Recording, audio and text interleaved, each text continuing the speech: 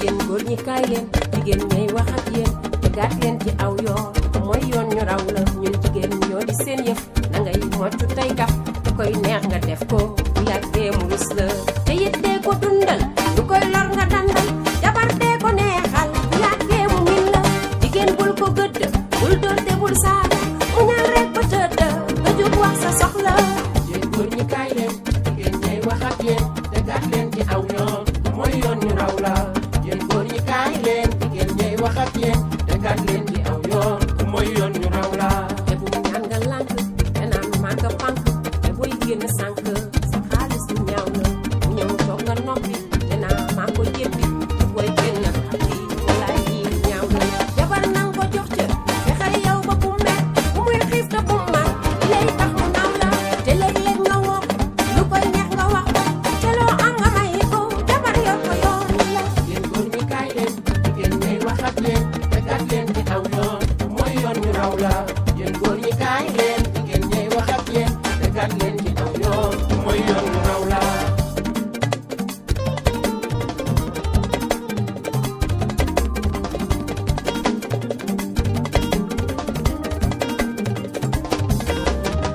te léeg-léeg nga koy wax sama bëgg dug nax yu mel nii dafay tax xelam dal mu min la te léeg-léeg nga koy wax sama bëgg dug nax yu mel nii dafay tax xelam dal mu min la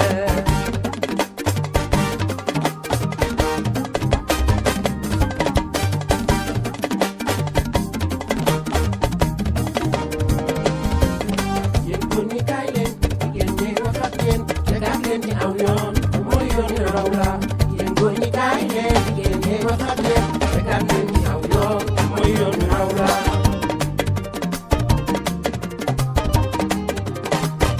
jaay waaw événement su jubse fexeel nu ci sañse su manqué su kaase neexal ko mu kontaan salaamaaleykum comme niñ ko tàmm di waxee rek saa su ne tey ji nag dañ fi dalal ñi nga xamante ne ñoom ñoo di les Linguères de Mbour ñi nga xamante ne dañuy def tey jii seen lancement muy lancement wu Linguère de Mbour ku dégg Linguère de Mbour rek xam naa ne di nga ko dina am lu bëri lu muy def ci yow donc les Linguères de Mbour lañ àndal tey jii ñun waa Pro FM TV ngir ñëw couvrir li nga xamante ne moom moo di événement bi nga xamante ne def nañ ko tey muy un événement exceptionnel muy consultation gratuite boo xamante ne dañ koy def ak les Linguères tey ñu def ko ak waa population de Mbour yëpp donc consultation gratuite jëm ci li nga xamante ne moom moo di consultation col de l'utérus ak consultation test diabète donc moom la les Linguères di def tey man mii j'en fais partie aujourd'hui ñu ñëw fii tey waxtaan ak les Linguères xool seen couvrir leen seen manifestation bi nga xamante ne am na solo pour toute la population bourgeoise waaye ci kaw loolu itam buñ ne Linguère rek wax jeune buñ ne jeune itam wax daam buñ ne daam itam dalal fi ñi nga xamante ne ay jigéen lañ ñoom tamit ñu ñëw soutenir si ñi nga xamante ne ñoom ñooy seen nattangoo di les Linguères de Mbour ñu jàppale leen si bis bi coloré leen itamit seen bés malgré tout ça dañu defaale ñoom itamit ay test col de l'utérus ndax jigéen bu nekk war na koo def ñoom tamit ñëw jàppale leen ñoom en tant que jigéen si li nga xamante ne moom la mooy seen organisation tey bi. ziar leen man la oustaz Ismaïla Sène bu Serigne Mbaye Sy Abdou incha allahu rabbuna nekk fii ci Mbour tabarakallahu ci daara ji ci ndigalu Serigne Mbaye Sy Abdou ibnu Cheikh El Hadj Abdoul Aziz Dabakh incha allah. voilà al oustaz tey nga ñëwoon couvrir li nga xamante ne moom mooy manifestation bu les Linguères de Mbour organisé ndax mën nga ñëw d'abord si solos bés bi ak thème bi nga xamante ne moom lañ la jagleel pour nga waxtaan si ak ñoom.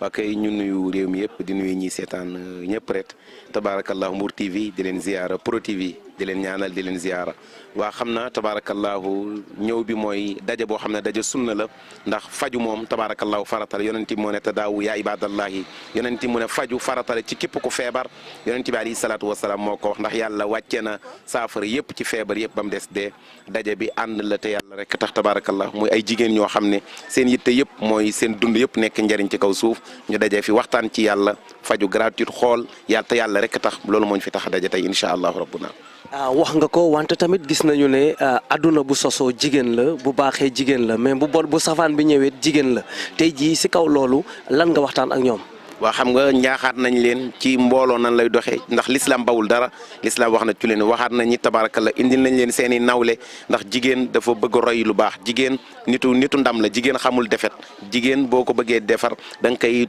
limal ay nawleem tudd nañ fi ku mel ni maam Jaara Buso 33 ans la dund liggéey bu rëy moo ko may Serigne Touba fanweeri at ak ñett la dund am Cheikhul Khadim tudd nañ fi maam Fawade Wele liggéey bu gàtt ci maam Cheikh Sidil Hadji Malick yaa Assu Jànq tabarakallahu mawlaay Cheikh Ibrahima Niass maam Aram Kumba Ndooy mawlaay Seydina Limaamu waaye tudd nañ fi Xadijatu bintu Xuwaylidin aw Seydina Mouhamad Jàmbaar ja tudd nañ fi seen beneen nawle Sumayya tudd nañ fi seen beneen nawle muy Seyda Mariama yaa yonent Yàlla Isa kon jigéen dafa nekk loo xam ne l'islam bi du dem sans jigéen ndax wax naa la léegi ne la jigéen la deretam njëkk a tuuru ci l'islam jigéen moo njëkk a làmb la fu sërëm def ci l'islam jigéen moo njëkk a gëm Seydina Muhammad sallallahu alayhi wa sallam.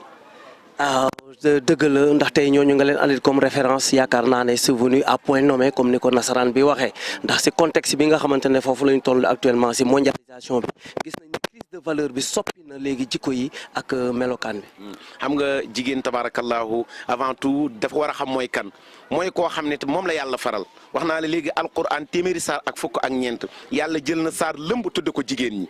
beneen bi yàlla jël na beneen saar tuddee ko seen benn nawle muy suratul Maryam yàlla dafa am l'islam bi dafa am fu mu fekkoon jigéen Omar bun Xattaab mii suul na doomam bu jigéen l'islam laata l'islam bu njëkk kenn ñemewut a am doom booba sa jabar am doom ju jigéen ci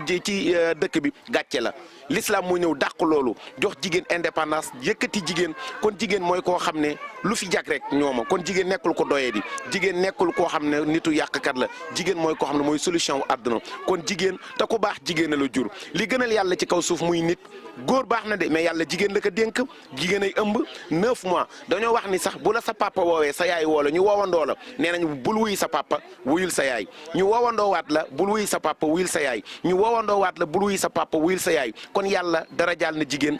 ànd na ak jigéen Seydina Muhammad bi mu tëddee di sukkuraat ñett yi mu gën a dénkaane moo ko gënal ñett la wax na ci alquran ak jigéen ju sell ñu ne ak ban mu ne ak gëtt bala ñoo delluwaat kàddu bi yonent bi doo nga taxaw dig jigéen ne bu defee lii dem aljana yonent bi nee na jigéen ju gëm yàlla woor weeru koor julli juróom fiir ci boppam bu dee malaaka yi aljana yi dañ koy teeru kenn ku nekk naan ko maa lay jox logement waaye li ñu miin ci jotaay jigéen amul ci groupe bi caaxaan amu ci waxi caaxaan amu ci dimbalante li moo mujj ci liñ def ñun ñii bu yàggul jëkkati nañ enveloppe bu bari def ci lu bari jox ñu ko ngir lan ci jumaa juñ doon tabax ñu ngi ci daara yi koor gi indi nañ aide boo xam ne tabaarakallaahu ay meew ay tàndarma ay yére ay suukar ñu jox ko daara yi loolu buñ koy def l'islam la ñuy jàppale ndax l'islam dafay dox ci social kon buñ di lee Linguère de Mbour dañuy dox ci l'islam waaye li ñu miin ci jotaay jigéen muy caaxaan ak mbiru àdduna ak yenn wax yi amul ci groupe bi farata moo fi am yàlla yonent bi aljuma gu jot ñoom ñii ñëpp ku ne day tari im na koo ci songoon lu bari ci ñoom dana la wax faratay njàpp wala dana la wax nan la ñuy sangoo set dana la wax nan la ñuy jullee te loolu rek moo am solo te yàlla dafa wax ni afa xasibtumu annama xalaxnaakum abasan wa annakumu ilayna la turja'un yàlla nee na bindu ma leen lu dul ngeen jaamu ma te àdduna du kër kon fu waay mën a bokk ak lu mbooloo yi bari kon association yi groupe yeeg yëpp na ci l'islam gis boppam dee ngi ñu topp te danañu jàpp kenn xamul kañ la kenn xamul fan la kenn xamul nan la te day ñëw ci mbetteel te yàlla rey na mag rey ndaw yàlla rey na jigéen rey góor yàlla bawul kenn kullu nafsin za'iqatul mawtu te bàmmeel bés tôt ou tard ci biir bàmmeel lañ jëm waaye les Linguère de Mbour ay royukaay lañ ay jigéen la ñoo xam ne ku baax ku ne ngor nga am ngor war nga caa mën a bokk ndax farata dong moo fa am xam nga loo ciy dégg ku def te yàlla tax yàlla fay la lu baax du niil beneen bi mooy am ngeen beneen nawle beneen Linguère bu tuddoon Seyda Mariam mooy yaayu Jésus Christa Mariama dafa baax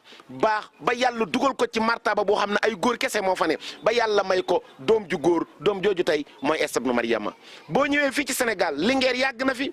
fii ci waalo ay jigéen bëggoon lañ leen a def loolu ngor nanguwul lu diine nanguwul ñu dajaloo ci néeg taal seen bopp ne dee moo leen ut moo leen gënal def lu yàlla nanguwul nañu jàngat Maam Fawade Wele yaayi Seex Seydil Haaji Malick radiyallahu anhu fii ci gaaya liggéey bi mu liggéey maam Ousmane ci liggéey bu rëy ci nangu ci muuru ci gàtt tànk ci nekk solution wu daara ja tey yàlla may ko Seex Seydil Haaji Malick nga dem Touba keroog maam Jaara Buso bi muy jógee kër sëñ Buso be di dem kër Maam Mor Anta Sali biñ koy muur daa jekki-jekki laaj alquran ñu jox ko kaamil bi mu ubbi yem ci benn verset bu yàlla naan maa kaana muhammadan aba ahadan min rijalikum aaya bi yàlla naan yonantu dootul juddu soxna Jaara jooy sëñ Buso be bàyyam na ko Buso looy jooy mu ne ko yàlla nee na yonantu dootul juddu waaye bu duloon aaya bii bu ma eggee jur yonantu waaye tey jurul yonantu waaye am na sëriñ Touba lan moo ko may nangu xam nga ni kuy maamu sëriñ Saaliw doo ko ndaw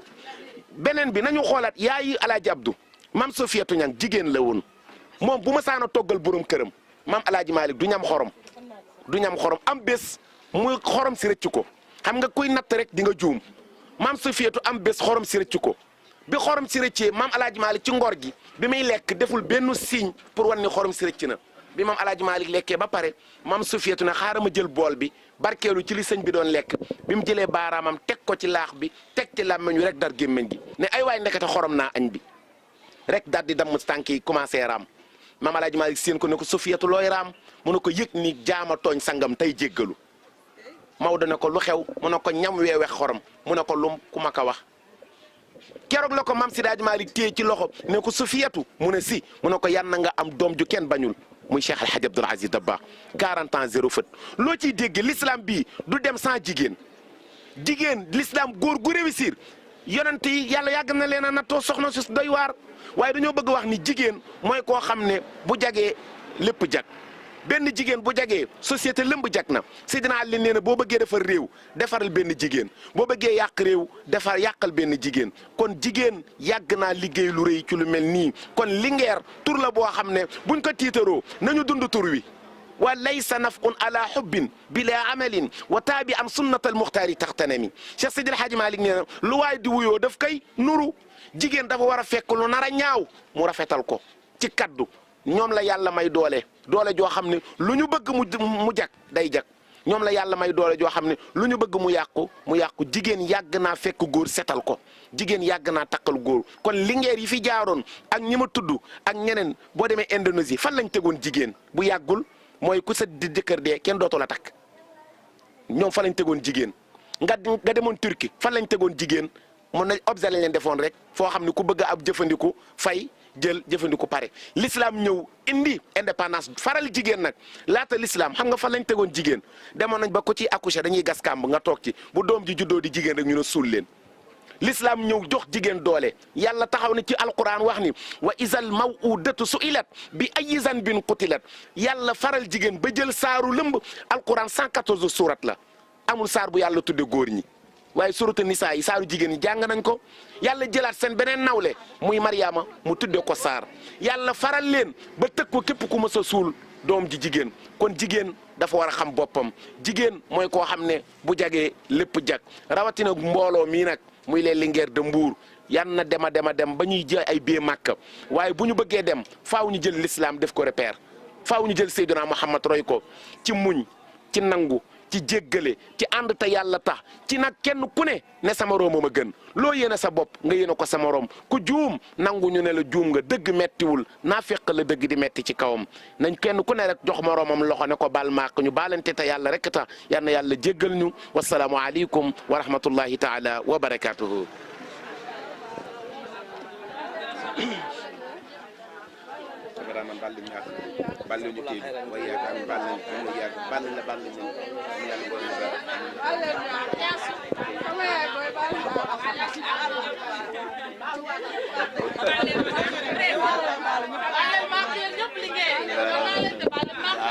asalaamaaleykum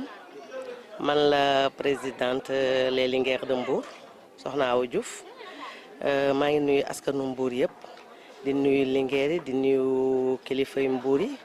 bàyyiwuma kenn di leen nuyu yéen waa Pro TV yi ñëw tey couvrir sunu événement bi di benn dépistage gratuit au niveau de Mbour ex pays Midado voilà madame la présidente tey ñu ñëw fii seet si la ci manifestation bu rëy bi nga xamante ne organisé nga ko ak sa groupe bi muy les Linguère de Mbour ndax mën nga ñoo ñëwal d'abord ci genèse u association boobu muy groupe bi di les Linguère de Mbour. les Linguère de Mbour ay doomu Mbour la yu dajaloo dëkk Mbour juddoo Mbour màggee fi gis ne war nañoo taxaw Mbour tuddee seen bopp les Linguère de Mbour. boo gisee ñu jël les Linguère de Mbour bi nag c'est pour doxinu Linguère ndax Linguère xamewuñ ko ci lu dul am jom am fulla am fayda bëgg lu baax di dox ci lu baax di dox ci loo xam ne ku leen gis dina leen naw. Linguère ay jigéen ñu am jom donc ñoo fa dajaloo koo xalaat ci luy jigéen di ko yëngu di ko def ci lu baax pour siggi taxaw dëgër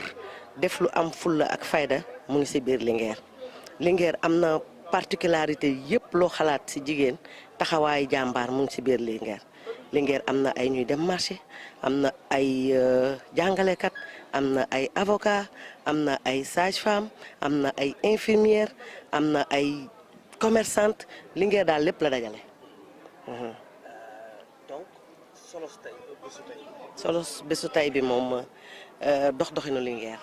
doxinu Linguère maanaam gis nañ ne santé moom lu ko waay jëndee jar na ko jar na sax lu ëpp loolu parce que nit bu amee wérgu yaram rek am na lépp te balaa ngaa mën a def lenn am wérgu yaram ñu gis ne loolu noonu buñ ci jógee tey dañ ko def benn dépistage la bu ñu nekk en collaboration ak waa Sen Pharma ñu may ñu journée bi ñu ne loolu dañ ciy taxaw ndax lu am solo la ci askanu Mbour ndax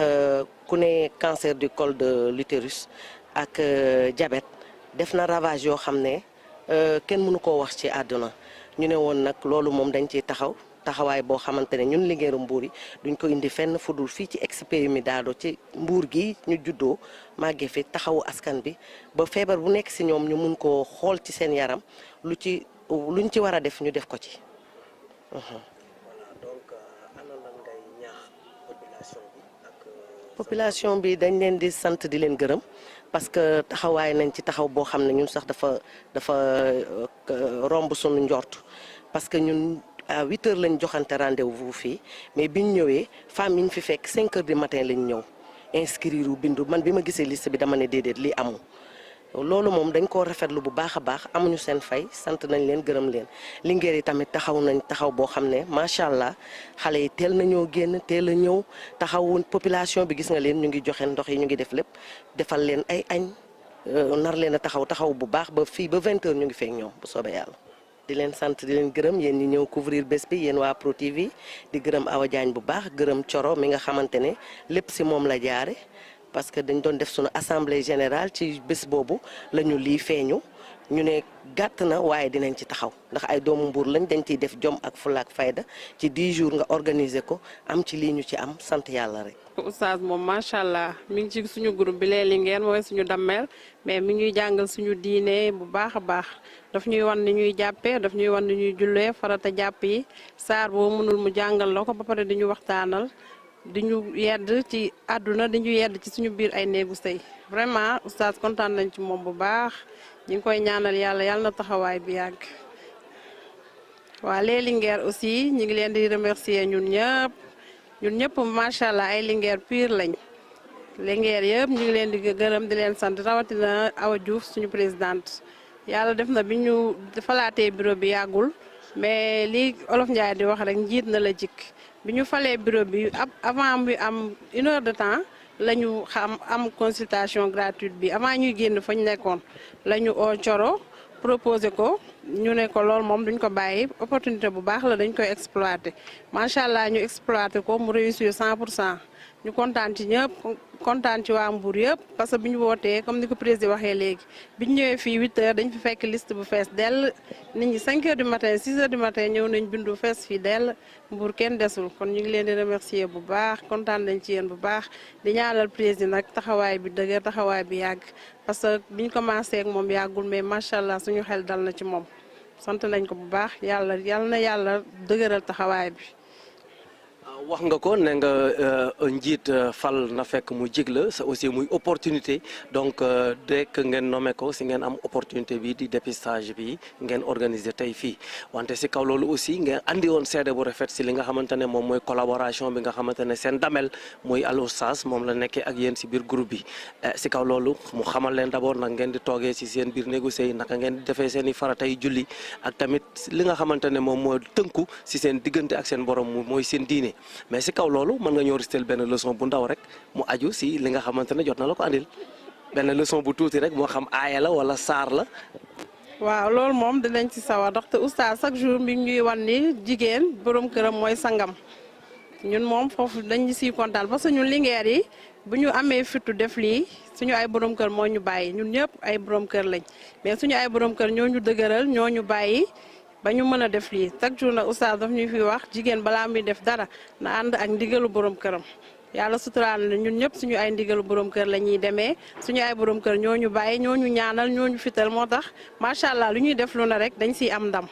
loolu nag ñu ngi ciy sant bu baax sant ci yàlla sant ci suñuy waajur ci la ñu mooñaale mais sant nañ ci aussi oustaz parce que chaque jour ñu ngi ñu koy fàttali daal ñun ñëpp ay doomu jullit lañ mais chaque jour mi ngi ñuy fàttali loolu Linguère yëpp chaque jour ku nekk daal balaa ngay def dara di nga si waxtaan ak sa borom kër ba am si consentement am door a def te loolu lu am solo la si diine. waa xanaa di sant Linguère yëpp di sant waa Mbour yëpp di kontaan ci waa Linguère Mbour yëpp nag di wax waa Mbour na ñëpp ñëw Linguère parce que Linguère ci lu baax kese la ñuy yëngu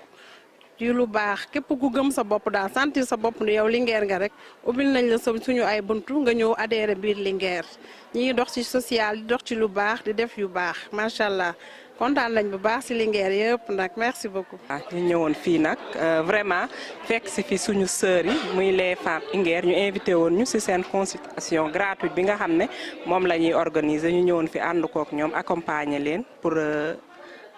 njariñu jigéen ñëpp.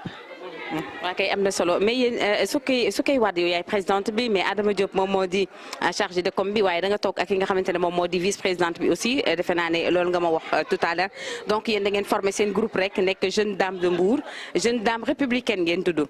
n'est-ce pas noonu la jeune dame républicaine de Mbour yéen vous faites de la politique wala. waa jeune dame républicaine commune de Mbour ñun suñu marraine mooy Marème Faye Sall moom la ñuy liggéeyal. ah donc vous faites de la politique. waaw on fait la politique mais jeune dame républicaine dañuy yëngu aussi ci social parce que defe naa ci biir weeru koor gi nii rek def nañ fi lancement bu mag boo xam ne joxe nañ ay dons yu bëree bëri ci biir Mbour fii pour dimbalee ko nit ñi ci seen wàllu togg lu jëm ci daare pour jigéen ñi. jeune dame républicaine commune de Mbour nag kii la association la boo xam ne ñu base bi Dakar la jóge mu ñëw fii Mbour mais ay jigéen lañ yoo xam ne dañoo nekkoon biir APR di liggéey nekk biir Benno Bokk Yaakaar di liggéey ñun ñoo formé wu ndax dañoo ne COJER moom la parti bi xam mais dañu dépassé COJER te eggaguñ ci mag ñi léegi ci lañ créé jeune dame républicaine décentralisé ko nag ci département yi ci commune yëpp fu ne monté nañ fa cellule. fu nekk ngeen am fa ay cellules mais jeune dame am na ay programme yoo xam ne ñu ngi koy waajal fii ci biir.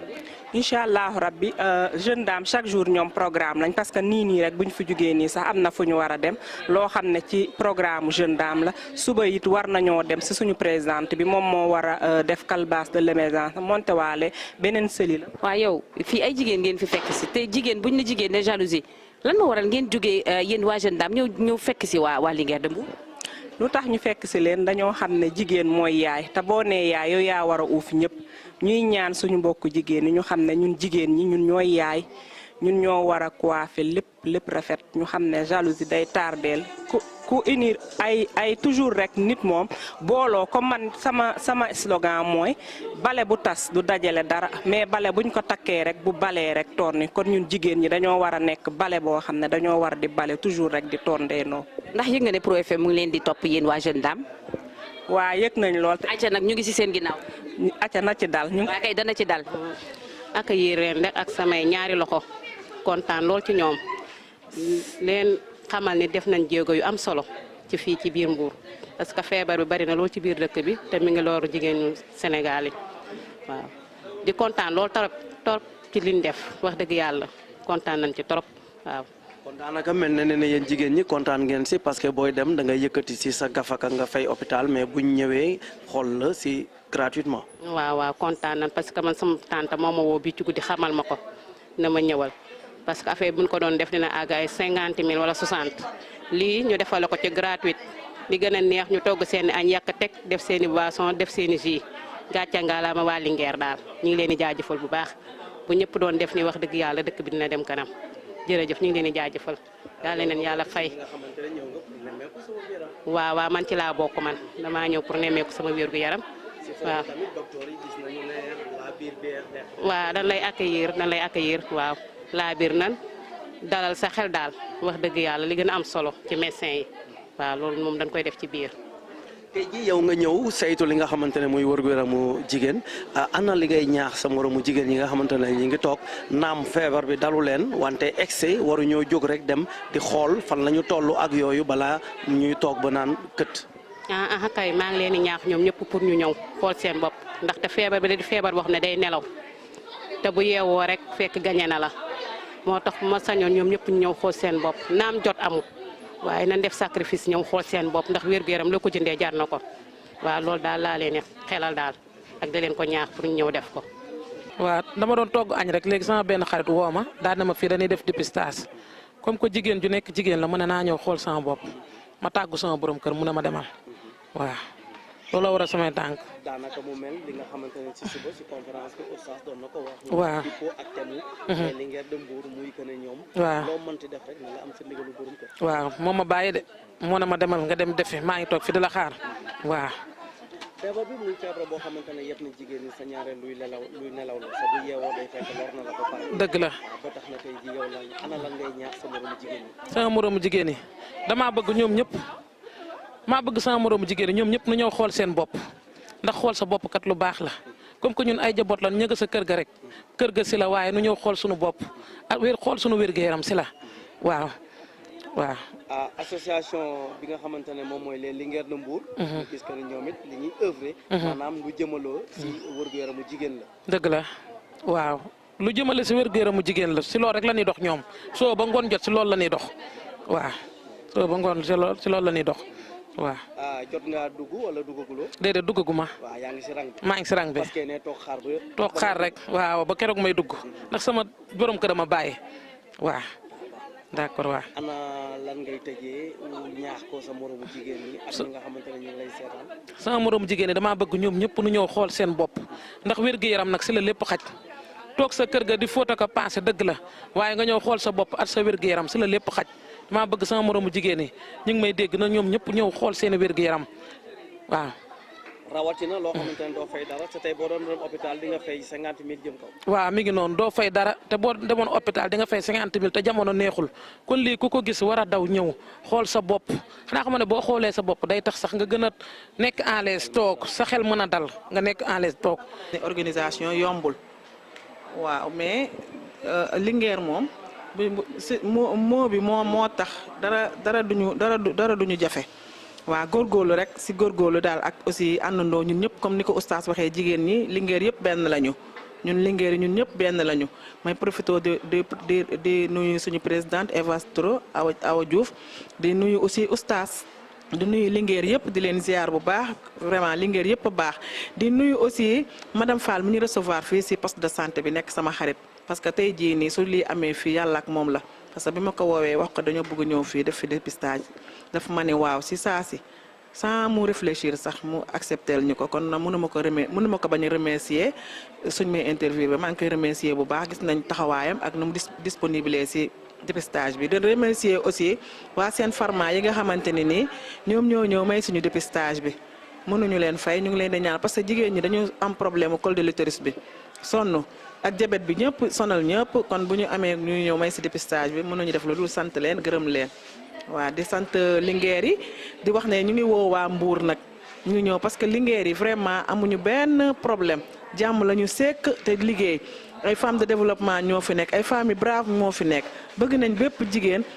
mu ñëw dugg si Linguère ngir ñu àndandoo dóorandoo bàyyeendoo góorgóorlu daal loolu daal moo tax ñu jóg ñun Linguère de Mbour loolu moo ñu tax a jóg. waaw di remercier rek di sant di gërëm rek di woo waa Mbour nag di woo autorités yi aussi autorités yi ñu ngi leen di woo ne ñu xool Linguère de Mbour jàppale leen bu baax parce que ay jigéen la yoo xam te ne nii am na ay femmes de développement li ñëpp ku nekk ngi si biir Linguère ñu bëgg nag képp koo xamante ne autorité nga bu gis si vidéo yi nga jàpp si Linguère ñëw jéem a xool fi Linguère nekk nga jàpp si jàppale ñu bu baax loolu bëgg nañ ko trop tamit.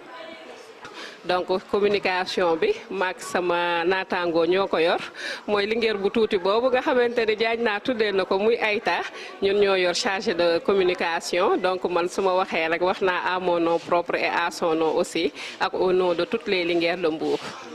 voilà donc madame Diafate journée tey bi nekk journée bu am importance muy dépistage bi nga xam ne organisé ngeen ko avec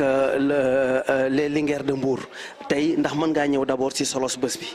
waaw solo su bés bi moom mooy que comme niñ ko waxee rek la santé avant tout et souvent on dit que la santé n'a pas de prix mais elle a un coût te ñëpp xam nañ ne cancer du col ni muy ravager réew mi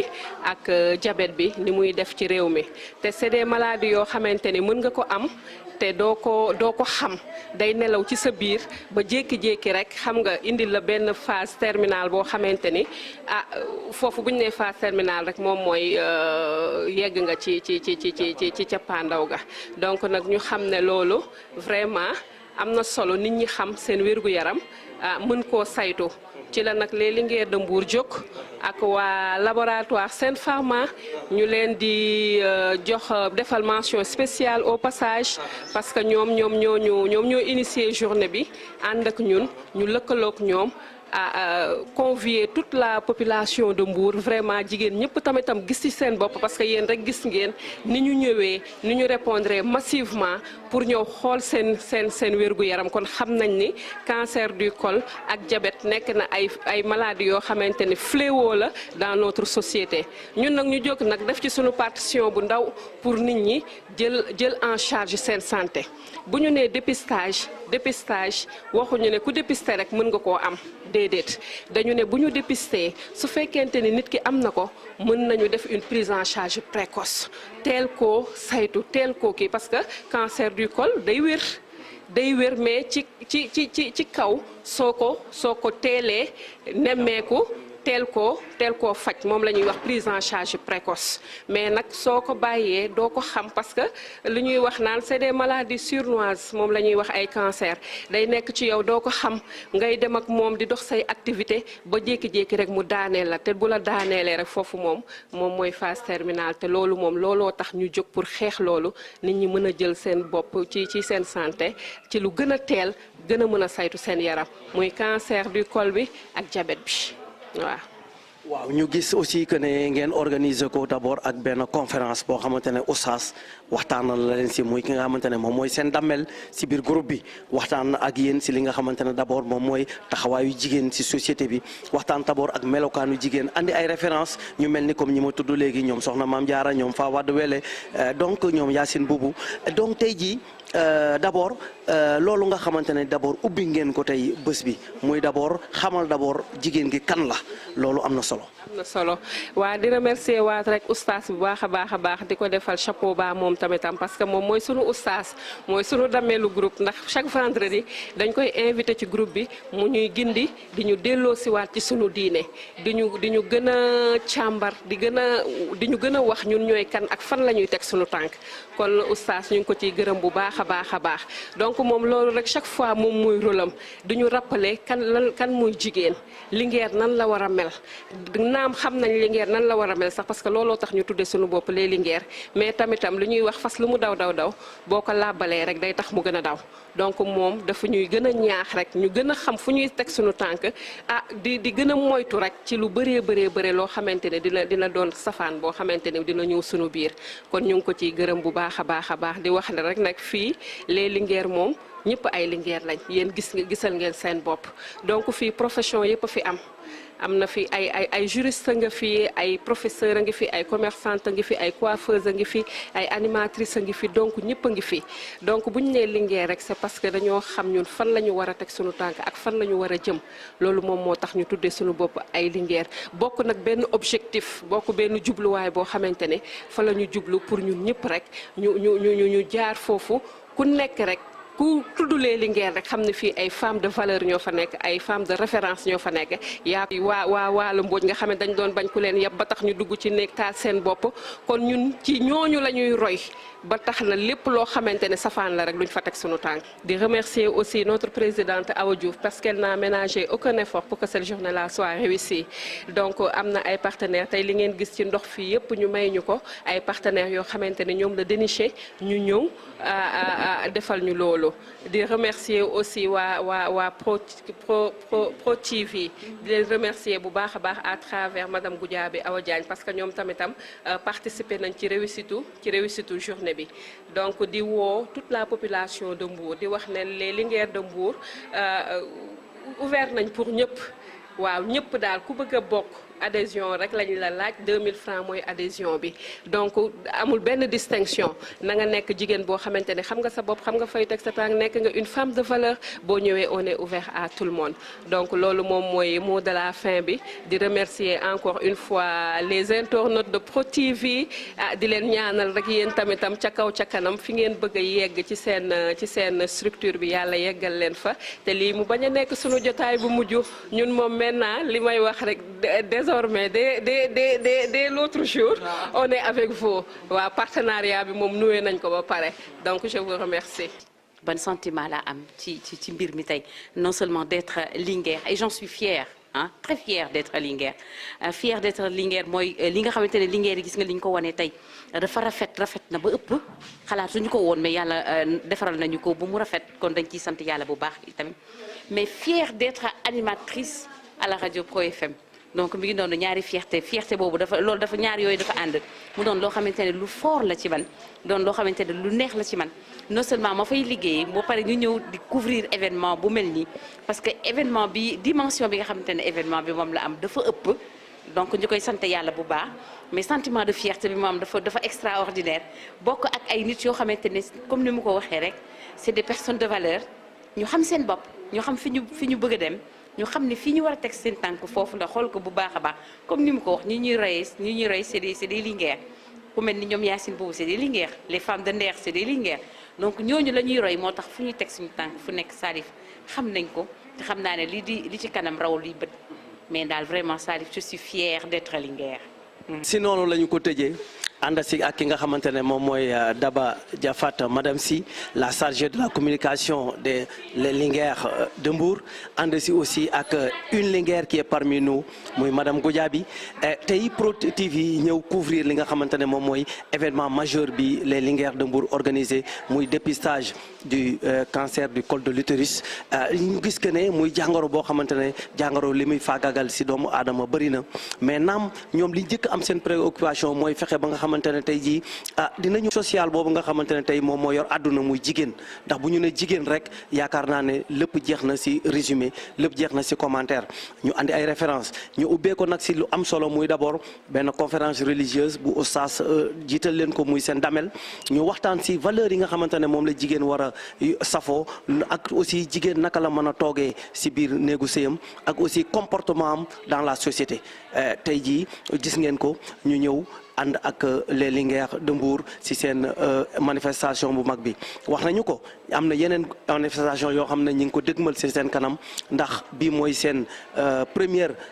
manifestation bu ñu def avec le nouveau bureau dinañ ko évaluer projeter ay plan d'action mais tamit mu am lu am solo lu ñu wax muy une collaboration franche avec le groupe Pro TV pour mën a fësal li nga xamante ne mooy seen i activité ak seen i réalisation kon noonu rek la woon mu nekkoon depuis fii si Santou poste de santé bu Santou ngeen ànd si ak les Linguères de Mbour ànd si ak le groupe Promédia mais avec Pro TV kon internautes yi seen doomu ndey Salif Mankou àndoon ak caméramanam Ngor ànd aussi ak Linguère bi bokk si biir Linguère bi bokk tamit si biir rajo bi muy madame Goudiaby ñëw defal leen la couverture médiatique de cette activité de haute envergure mais tamit di leen wax ne ñi ngi si ñëw ak yeneen i manifestation yu am solo ak les Linguères de Mbour.